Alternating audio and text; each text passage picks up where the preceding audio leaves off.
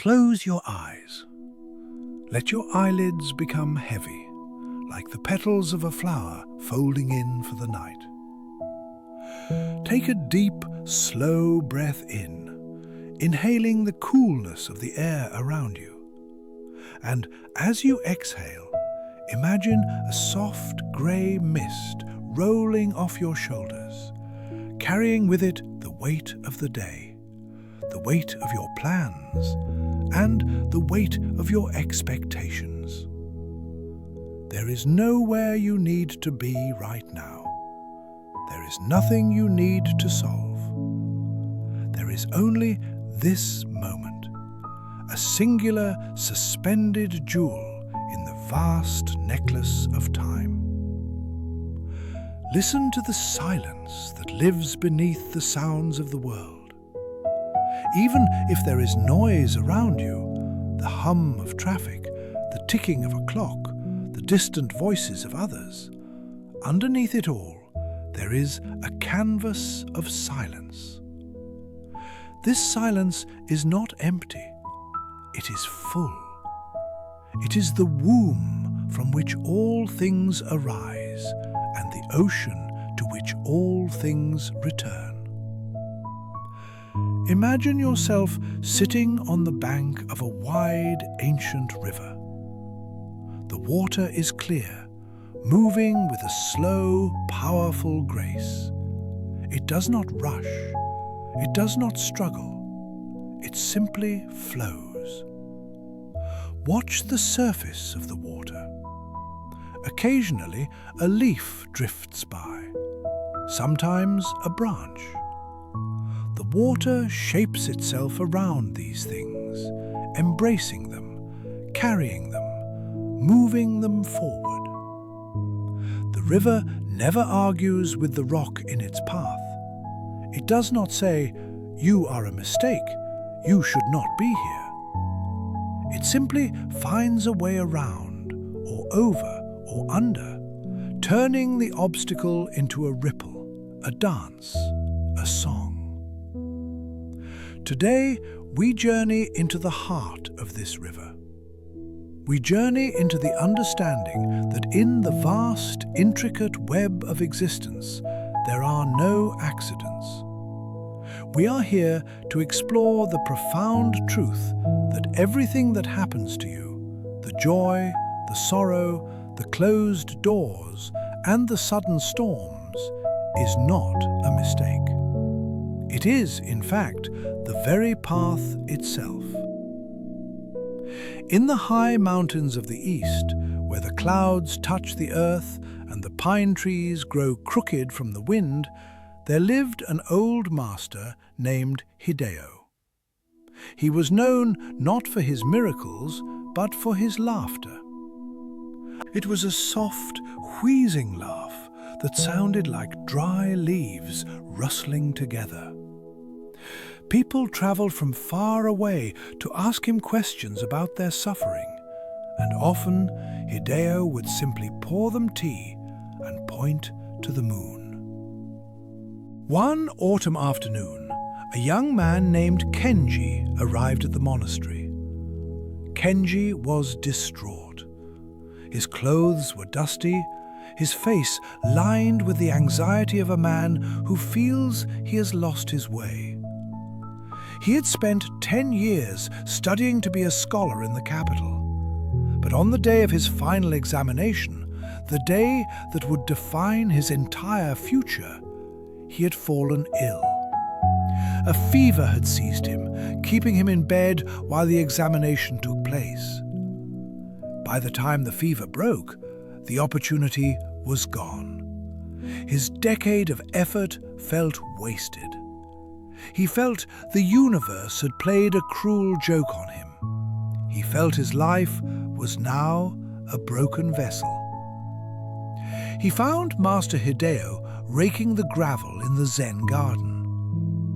The master moved with agonizing slowness, creating perfect concentric ripples in the stone sea.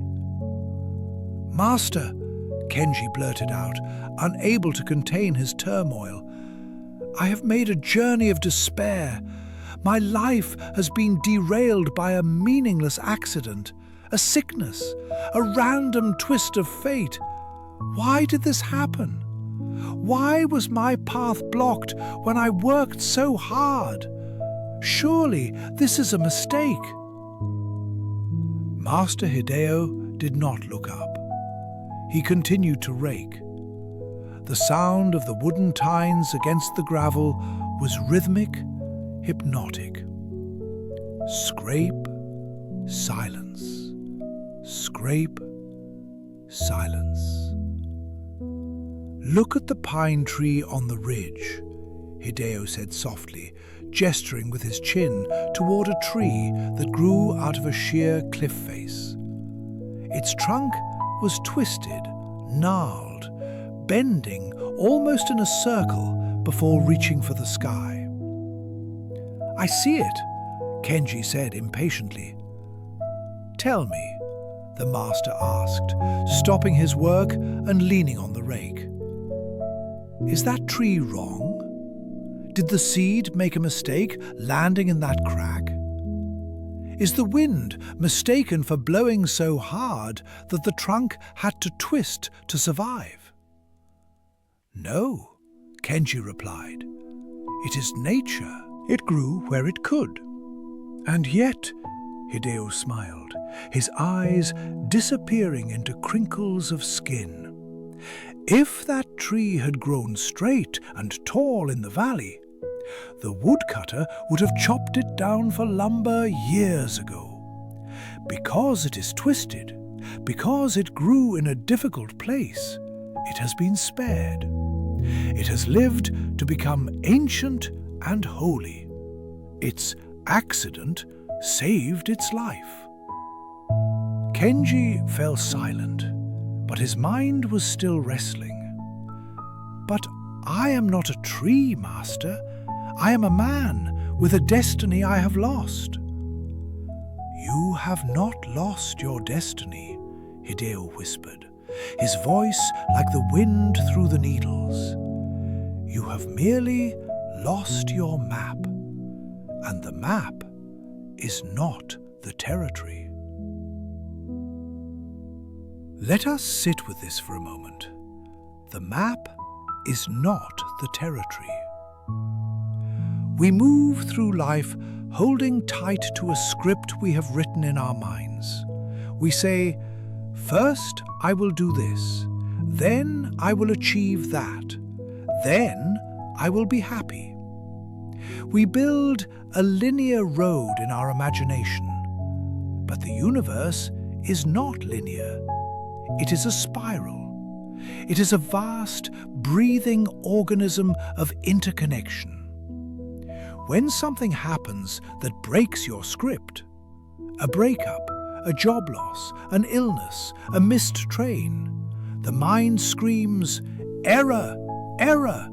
This is not how it was supposed to go." But who told you how it was supposed to go? Was it the whispered promise of society? Was it the fear of uncertainty? Consider the weaver. Imagine a great tapestry being woven by an invisible hand. If you look at the back of the tapestry, it looks like a chaotic mess. Threads are cut, knots are tied, colors overlap abruptly. It looks like a mistake. It looks like disorder. But if you walk around to the front, you see that every knot, every sudden change of color was necessary to create the magnificent picture. You are currently standing at the back of the tapestry. You feel the knots. You see the cut threads. You cannot yet see the picture. Master Hideo invited Kenji to stay at the monastery, not as a student, but as a gardener. Forget your books, Hideo said. Learn from the soil. The soil never makes mistakes. For weeks, Kenji worked. He pulled weeds. He carried water.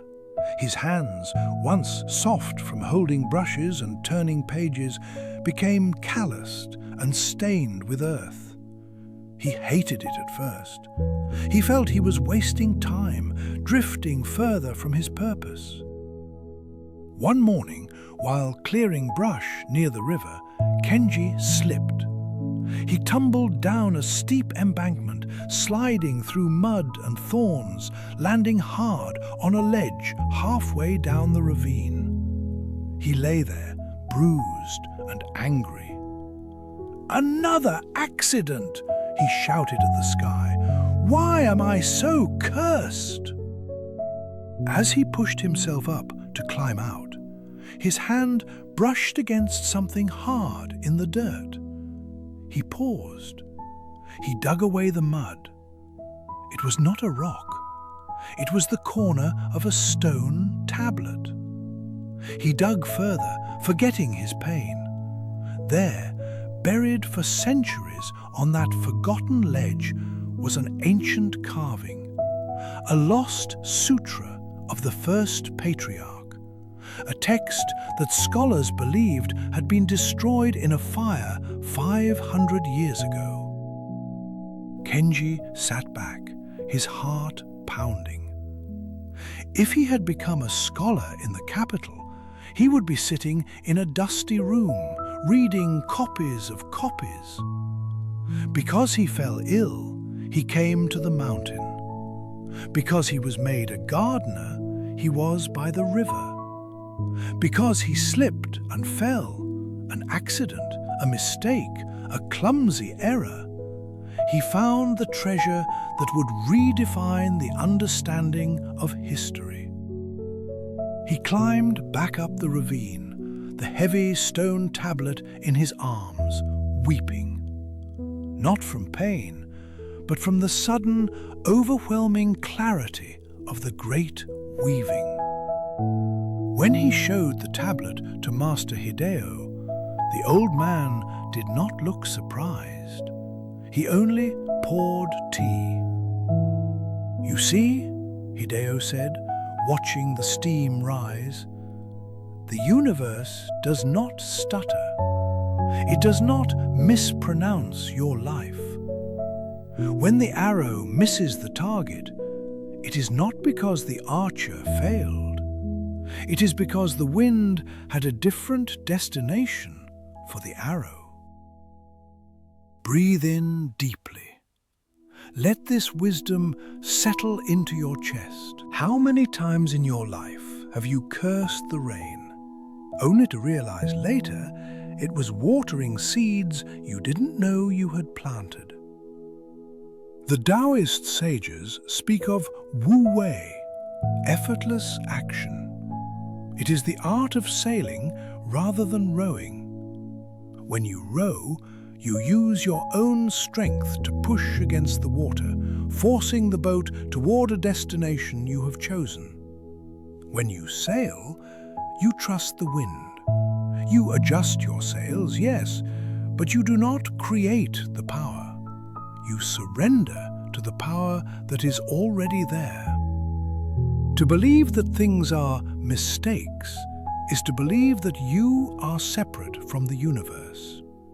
It is to believe that you are a tiny, isolated ego fighting against a chaotic world. But this is the illusion. You are not a drop in the ocean. You are the ocean in a drop. The same intelligence that spins the galaxies, the same intelligence that tells the migratory birds where to fly, the same intelligence that beats your heart without you having to think about it, that intelligence is writing your life.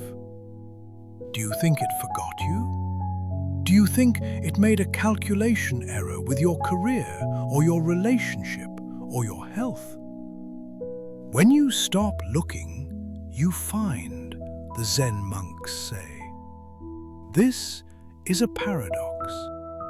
As long as you are frantically searching for the right path, you are blinded by your own anxiety. You are looking at your feet, terrified of tripping. But when you stop, when you accept where you are, you lift your head. You see the horizon. You see that the path you are on, rocky though it may be, is the only path that could lead you to your true self. Let us return to the imagery of the mist. Imagine you are walking through a thick fog. You can only see one step in front of you. You are afraid. You want to see the whole road. You shout, "Clear up! I need to know where I am going!" But the fog remains. This fog is not a punishment. It is a protection. If you could see the whole journey, the mountains you must climb, the valleys you must cross, you might be too overwhelmed to take the first step. The fog forces you to be present. It forces you to focus on the now. It forces you to trust. There is a story of a horse that ran away. The neighbors came to the farmer and said, "What bad luck! Your only horse is gone." The farmer replied, "Maybe." The next day, the horse returned, bringing with it 3 wild horses. The neighbors exclaimed, "What wonderful luck!" The farmer replied, "Maybe." The next day, the farmer's son tried to ride one of the wild horses, fell, and broke his leg. The neighbors said, "What terrible luck! Now he cannot help with the harvest." The farmer replied, "Maybe." The day after that, the army came to the village to conscript all the young men for a war. They passed over the farmer's son because his leg was broken. The neighbors said, "What a blessing!" The farmer replied, "Maybe." We judge events too quickly. We label them good or bad, success or mistake, blessing or curse. But we are reading only one sentence in a book that is thousands of pages long. We do not know how the chapter ends. We do not know how the plot twists. That breakup that shattered your heart? It may be the clearing of space for a love deeper than you can imagine. That job you lost? It may be the universe kicking you out of a nest that had become too small for your wings. That illness? It may be the mandatory rest your soul needed to realign with your body. Nothing is wasted. No tear is wasted. No stumble is wasted. Let us go deeper into the silence now. Visualize a candle flame in a dark room.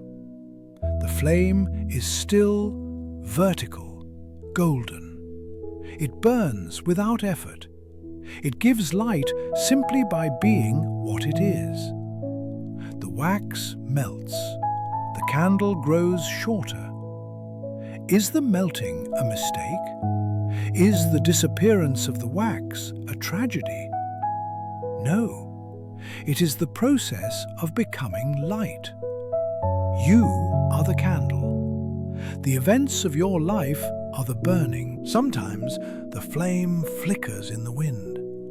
Sometimes it burns hot and fast. Sometimes it is slow and steady. But every moment of burning is transforming matter into energy, experience into wisdom. If you resist the burning, if you say, "I should not be melting," you suffer. If you accept the burning, you become the light. In the Buddhist tradition, there is a concept called tathata, often translated as suchness. It is the quality of seeing things exactly as they are, without adding our judgments or stories to them. When rain falls, it is just rain. It is wet.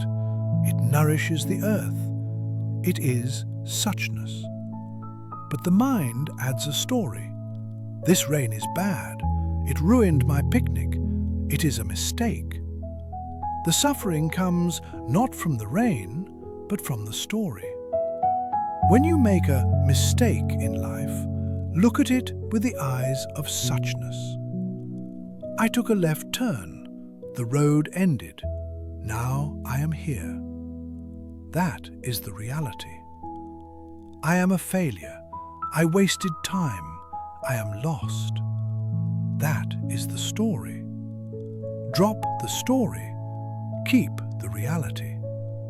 In the reality, in the suchness, there are endless possibilities. Standing at the dead end of the road, you might notice a narrow trail leading into the woods that you would never have seen from the highway. You might meet a fellow traveler who becomes a lifelong friend. You might simply enjoy the quiet of the dead end, away from the traffic of the main road. Master Hideo and Kenji sat by the river as the sun began to set, painting the water in hues of violet and gold. "Master," Kenji asked, "if there are no accidents, does that mean I have no free will? Am I just a puppet?" Hideo picked up a small pebble and tossed it into the river. Plop! Ripples spread outward. "You are the pebble," Hideo said. "You choose when to jump. You choose how to throw yourself into life. That is your will. But once you are in the air, gravity takes you. And once you hit the water, the river takes you. The river is the great Tao, the flow of the universe. To think you can control the river is madness. To learn to swim with the current, that is wisdom." So, the mistake is not the event, Kenji mused, but my resistance to the event. "Precisely," Hideo nodded. "When you stop holding on, it stays. When you stop fighting, you win. The universe is not trying to break you, Kenji. It is trying to wake you." Consider the lotus flower. It is one of the most beautiful symbols in Eastern philosophy. The lotus does not grow in pristine, manicured lawns. It grows in the mud. It grows in the muck, the swamp, the decay at the bottom of the pond. If the lotus seed looked at its surroundings, the dark, smelly, suffocating mud, it might say, "This is a terrible mistake. I belong in a crystal vase, not here in this filth."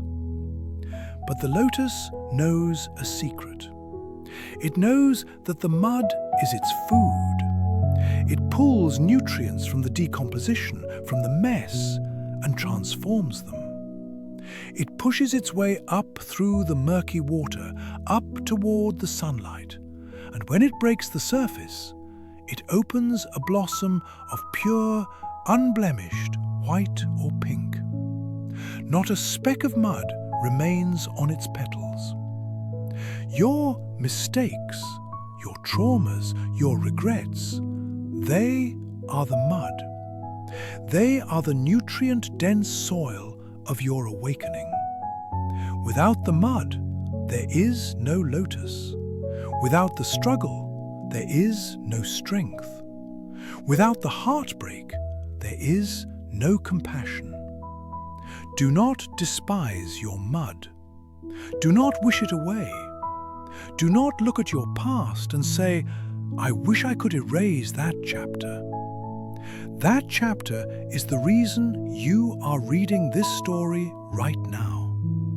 That chapter is the reason you have the depth to understand these words. You are being woven into something magnificent. Let your breath become even softer now. Imagine a golden light filling your body. With every inhale, you breathe in trust. With every exhale, you breathe out control. Release the need to know why. The why is a burden for the mind. The soul does not need why. The soul needs only yes. Yes to this moment. Yes to this feeling. Yes to this location on the map. There is a Japanese art form called kintsugi.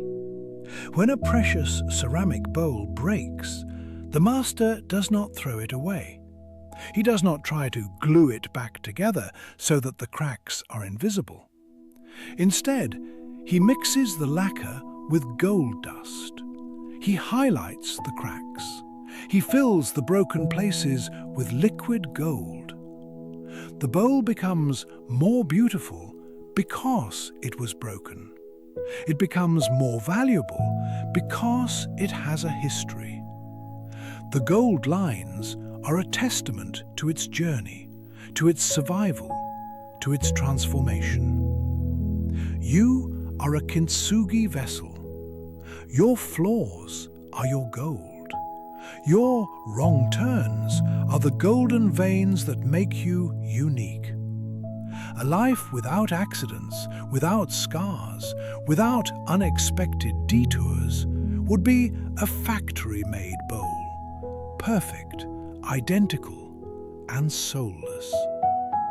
You are a masterpiece of accidents. As we draw this journey to a close, return your awareness to the room you are in. Feel the weight of your body on the chair or the bed.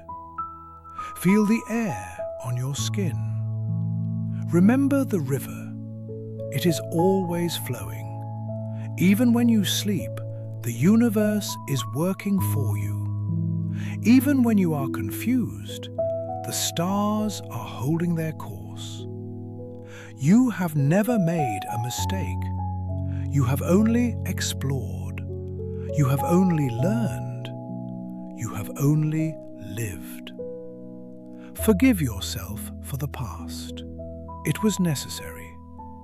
Trust your future. It is in good hands.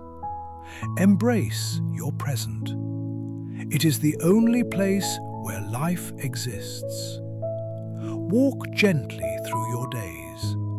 Look at every interruption as an invitation. Look at every closed door as a redirection. Look at the mirror and see the lotus rising from the mud, the kintsugi bowl laced with gold, the river that knows its way to the sea. You are exactly where you need to be.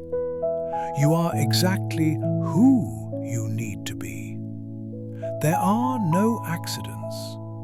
There is only the unfolding. Peace, clarity, silence. If this journey brought a moment of calm to your heart, if these words resonated with your inner light, please consider supporting this channel. It allows us to continue weaving these stories, sharing this wisdom, and bringing a little more silence into a noisy world. May you flow like the river. May you shine like the candle. May you trust the path.